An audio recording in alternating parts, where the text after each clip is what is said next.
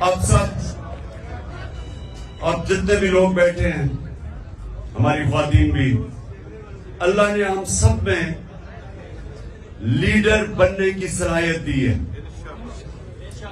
کیونکہ یہ یاد رکھیں، ہم اللہ کی سب سے عظیم مخلوق ہیں، اشرف المخلوقات. تو جب اللہ نے فرشتوں کو کہا کہ انسان کے سامنے جھکو، اور جب ابلیس نے انکار کیا تو اللہ نے کہا فرشتوں کو کہ تمہیں بھی نہیں پتا کہ میں نے انسان کو کتنی صلاحیتیں دی ہوئی ہیں. مشکل اور مسئلہ یہ ہے کہ ہمیں بھی نہیں پتا کہ اللہ نے ہمیں کتنی صلاحیتیں دی ہیں. اور وہ کیوں نہیں پتا؟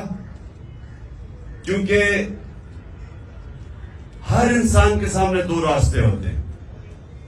آپ جب نماز پڑھتے ہیں تو آپ صرف ایک چیز مانگتے ہیں کہ اللہ ان کے راستے پہ لگا جن کو تو نے نعمتیں بخشی. اس راستے پہ نہیں جو تباہی کا راستہ ہے. تو جو تباہی کا راستہ ہے، نوجوان سنو، یہ ہاتھ اٹھا نہ رہا، سنو میری بات. تمہیں یہ یاد رکھو جو میں باتیں کہہ رہا ہوں، اور خاص طور پہ نوجوانوں کے لیے، یہ آپ کی ساری زندگی کام آئیں گے اگر آپ کو سمجھ آ گئی. آپ کی سامنے ہمیشہ دو راستے ہوتے ہیں. ایک آپ کی عظمت کا راستہ ہے، ایک آپ کی تباہی کا راستہ ہے. اور نماز میں ہم مانگتے ہی ہیں کہ اللہ ہمیں وہ عظمت کا راستہ دے.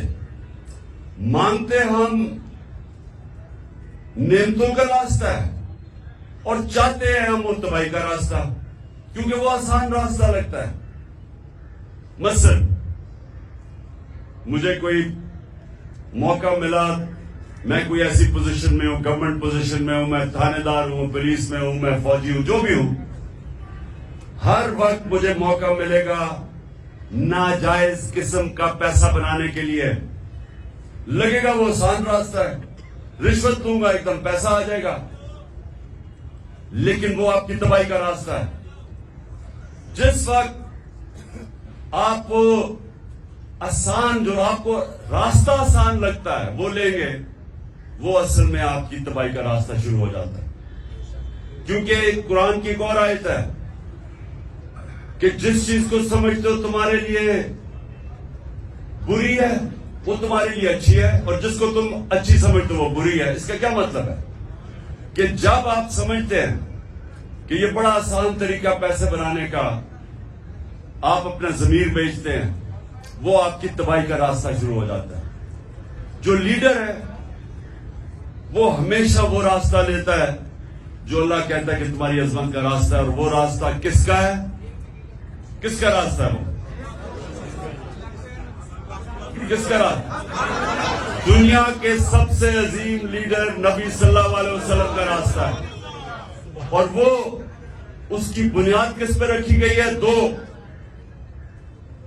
دو کیریکٹرسٹکس کے اوپر اس کی بنیاد رکھی گئی ہے لیڈرشپ کے راستے میں: صادق اور امین. سچ بولنے والا اور انصاف کرنے والا. یہ دو کوالٹیز ہیں لیڈر کی. جو بھی آپ میں سے لیڈر بننا چاہتے ہیں یہ یاد رکھیں، آپ کو یہ دو چیزیں، سچائی، جھوٹا لیڈر نہیں ہو سکتا. جب جھوٹا لیڈر ہوتا ہے تو وہ لندن میں جو بھاگا ہوا وہ بن جاتا ہے. لیڈر سچ بولتا ہے. سننے روزہ کھلنے والا ہے. سنیں، میں نوجوانوں کے لیے کہہ رہا ہوں، یہ آپ کی ساری زندگی یہ میری باتیں یاد رکھنا. اگر آپ کی پرواز اوپر ہونی ہے، اقبال کا شاہین بننا ہے، جس کا بڑا نام ہوگا، جو اپنی فیملی کا بھی نام اٹھا دے گا، جو دنیا یاد کرے گی اس کو، وہ نبی صلی اللہ علیہ وسلم کے راستے پہ چلے گا. صادق اور امین، سچ بولنے والا. اور قرآن میں ہے کہ اگر اپنے ماں باپ ان کے خلاف، اپنے خلاف بھی اگر آپ کو انصاف کرنا پڑے، آپ انصاف کریں. اتنا زیادہ زور اللہ نے انصاف پہ دیا ہوا ہے. وہ لیڈرشپ کی، جب ایک لیڈر انصاف کرتا ہے اس کی عزت ہوتی ہے، اور لیڈر عزت کے بغیر لیڈر نہیں بنتا. تو یہ آپ نے باتیں یاد رکھنی ہیں.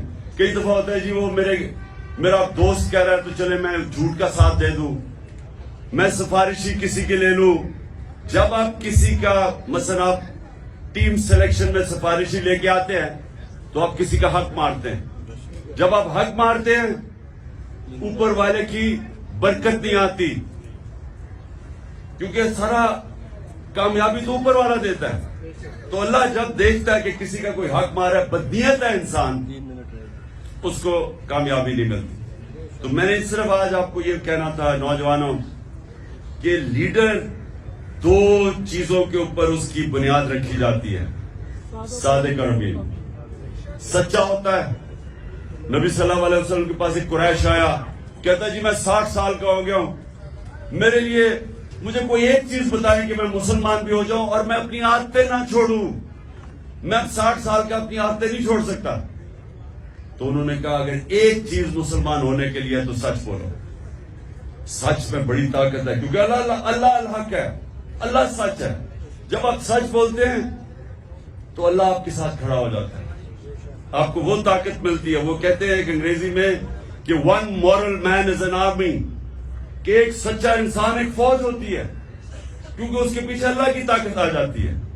اور دوسرا یہ جو انصاف کرنا ہے، یہ یاد رکھیں کہ وہ ایک ابن خلدون کا اس نے کہا کہ میرا تجزیہ ہے، بہت بڑا عالم تھا، کہتا میں نے جو سارا قرآن پڑھی ہے میرا تجزیہ یہ ہے کہ اللہ نے انسان کو زمین پہ بھیجا ہی ایک وجہ سے ہے کہ انصاف کرو، میری زمین پہ انصاف کرو. یہ دو چیزیں یاد رکھیے نوجوانوں، ان دو چیزوں پہ کھڑے رہو، آپ کی معاشرے میں عزت بڑھنی شروع ہو جائے گی. گاؤں کے اندر ایک لوگوں کو پتہ چلے جی وہ آدمی ہے، جو بھی مسئلے ہوتے ہیں وہ ادھر پہنچ جاتے ہیں ان کے مسئلے حل کرنے کے لیے، وہ سچا آدمی اور صادق اور امین ہے. سارے گاؤں اس کی عزت کرتی. نبی صلی اللہ علیہ وسلم کی نبوت سے پہلے سارے مکہ کے لوگ جانتے تھے کہ وہ صادق اور امین ہے. ابھی نبوت نہیں ملی تھی، لیکن یہ خطاب تھا کہ وہ سچا اور ایماندار اور امانت دار آدمی ہے. اس لیے یہ یاد رکھنا کہ دنیا میں اوپر جانا ہے. اچھا یہ سچ بولنا آسان نہیں ہے، مشکل ہوتا ہے، طاقتوں کا سامنا کرنا پڑتا ہے. آپ کے اوپر یہ جو گھر کے اوپر حملے ہو جاتے ہیں، ٹیئر گیس شیلنگ ہو جاتی ہے، لیکن یہ کوئی فکر نہیں، کیونکہ ہمارے نبی صلی اللہ علیہ وسلم نے بڑی مشکلوں کا سامنا کیا تھا.